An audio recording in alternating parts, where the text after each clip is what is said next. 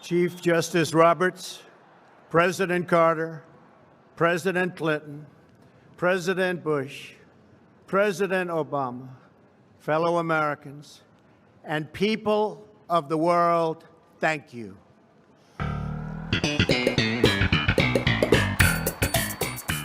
We, the citizens of America, are now joined in a great national effort to rebuild our country and restore its promise for all of our people. Together, we will determine the course of America and the world for many, many years to come. We will face challenges.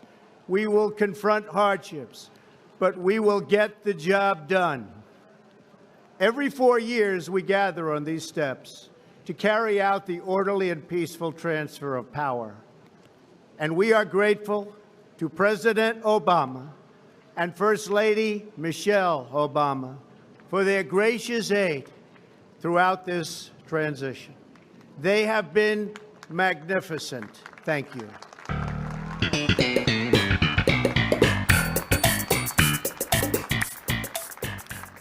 Today's ceremony, however, has very special meaning, because today we are not merely transferring power from one administration to another or from one party to another, but we are transferring power from Washington, D.C., and giving it back to you, the people.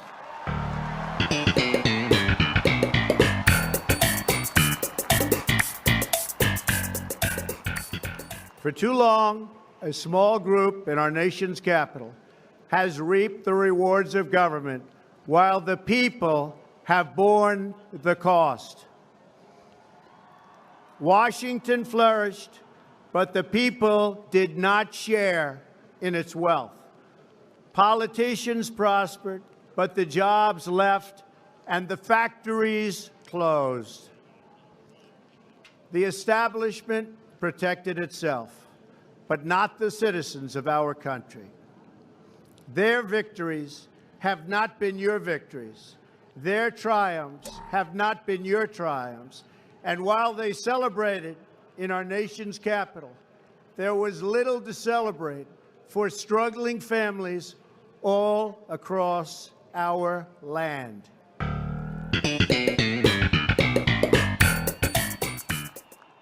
That all changes starting right here and right now, because this moment is your moment. It belongs to you.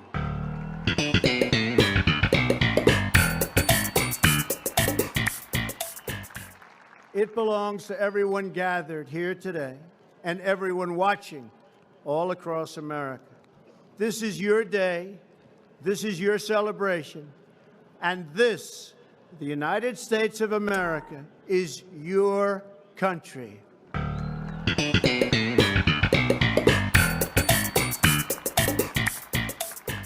What truly matters is not which party controls our government, but whether our government is controlled by the people. January 20th, 2017 will be remembered as the day the people became the rulers of this nation again.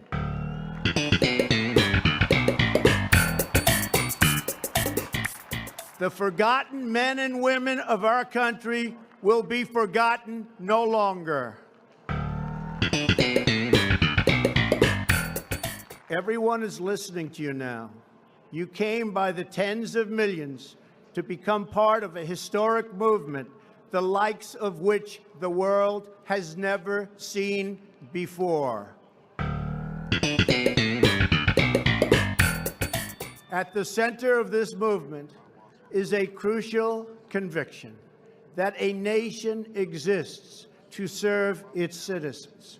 Americans want great schools for their children, safe neighborhoods for their families, and good jobs for themselves. These are just and reasonable demands of righteous people and a righteous public. But for too many of our citizens, a different reality exists. Mothers and children trapped in poverty in our inner cities, rusted out factories scattered like tombstones across the landscape of our nation, an education system flush with cash, but which leaves our young and beautiful students deprived of all knowledge. And the crime, and the gangs, and the drugs that have stolen too many lives and robbed our country of so much unrealized potential. This American carnage stops right here and stops right now.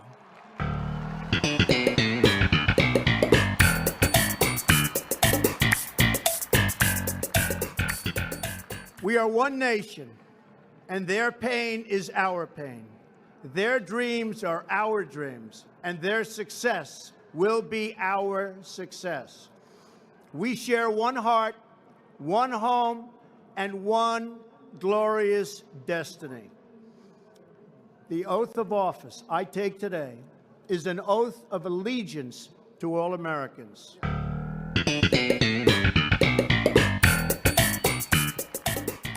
For many decades, we've enriched foreign industry at the expense of American industry, subsidized the armies of other countries while allowing for the very sad depletion of our military.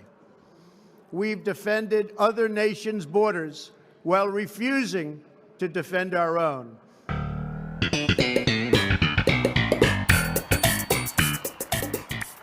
And spent trillions and trillions of dollars overseas while America's infrastructure has fallen into disrepair and decay. We've made other countries rich while the wealth, strength, and confidence of our country has dissipated over the horizon. One by one, the factories shuttered and left our shores, with not even a thought about the millions and millions of American workers that were left behind. The wealth of our middle class has been ripped from their homes and then redistributed all across the world. But that is the past, and now we are looking only to the future.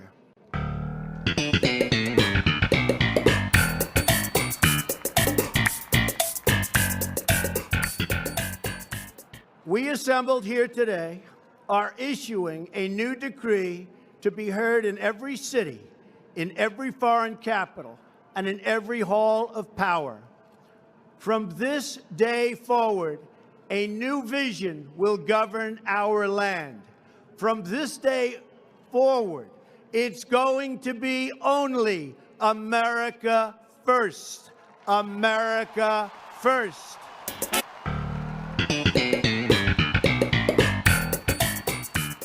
Every decision on trade, on taxes, on immigration, on foreign affairs will be made to benefit American workers and American families. We must protect our borders from the ravages of other countries, making our products, stealing our companies, and destroying our jobs.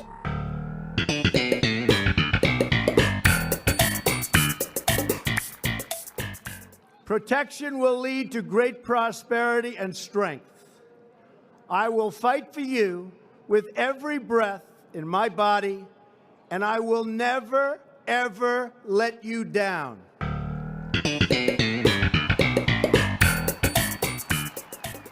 America will start winning again, winning like never before. We will bring back our jobs. We will bring back our borders. We will bring back our wealth. And we will bring back our dreams.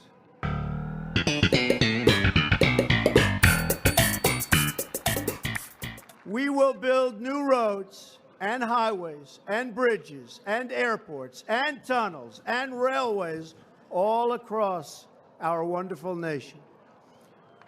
We will get our people off of welfare and back to work, rebuilding our country with American hands and American labor.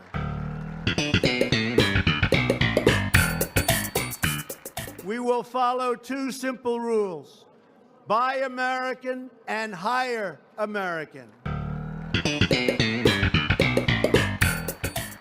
We will seek friendship and goodwill with the nations of the world, but we do so with the understanding that it is the right of all nations to put their own interests first. We do not seek to impose our way of life on anyone, but rather to let it shine as an example. We will shine for everyone to follow. We will reinforce old alliances and form new ones and unite the civilized world against radical Islamic terrorism, which we will eradicate completely from the face of the earth.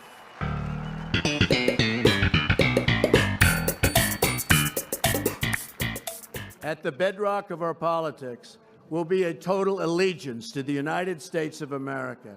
And through our loyalty to our country, we will rediscover our loyalty to each other. When you open your heart to patriotism, there is no room for prejudice.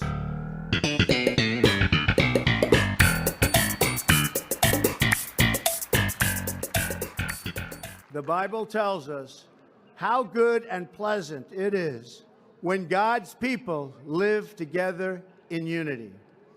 We must speak our minds openly, debate our disagreements honestly, but always pursue solidarity. When America is united, America is totally unstoppable.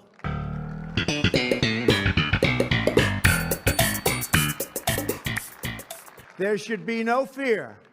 We are protected, and we will always be protected.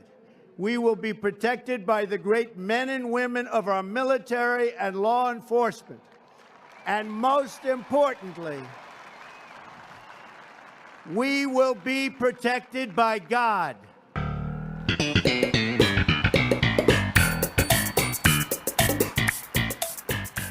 Finally, we must think big and dream even bigger.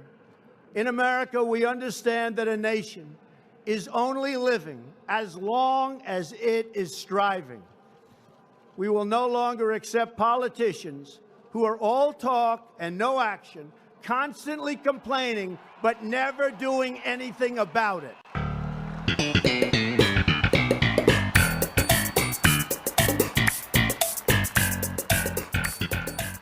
The time for empty talk is over.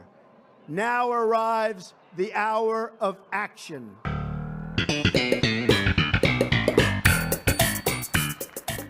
Do not allow anyone to tell you that it cannot be done. No challenge can match the heart and fight and spirit of America. We will not fail. Our country will thrive and prosper again. We stand at the birth of a new millennium, ready to unlock the mysteries of space, to free the earth from the miseries of disease, and to harness the energies, industries, and technologies of tomorrow. A new national pride will stir our souls, lift our sights, and heal our divisions. It's time to remember that old wisdom our soldiers will never forget, that whether we are black or brown or white, we all bleed the same red blood of patriots.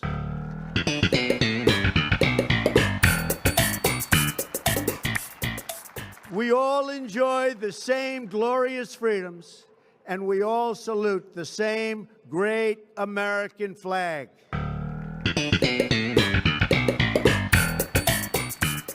And whether a child is born in the urban sprawl of Detroit or the windswept plains of Nebraska. They look up at the same night sky, they fill their heart with the same dreams, and they are infused with the breath of life by the same Almighty Creator.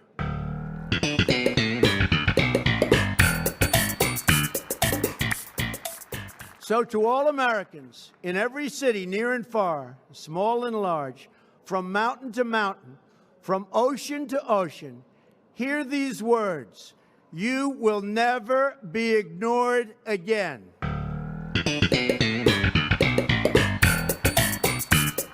Your voice, your hopes, and your dreams will define our American destiny. And your courage and goodness and love will forever guide us along the way. Together, we will make America strong again. We will make America wealthy again. We will make America proud again. We will make America safe again. And yes, together, we will make America great again. Thank you, God bless you, and God bless America.